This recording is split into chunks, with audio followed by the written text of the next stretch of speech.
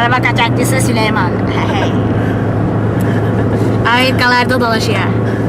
Sen neydi o? Selim Enes. Engin Civan. Engin Civan. Ay markasız pro. Getirin bana markalı pro. Sen de diyorum ne kadar lezzetsiz pro diyorum. Sen bir bak. Havana içmen lazım. Evet. Oğlum ağır olacak. Havana.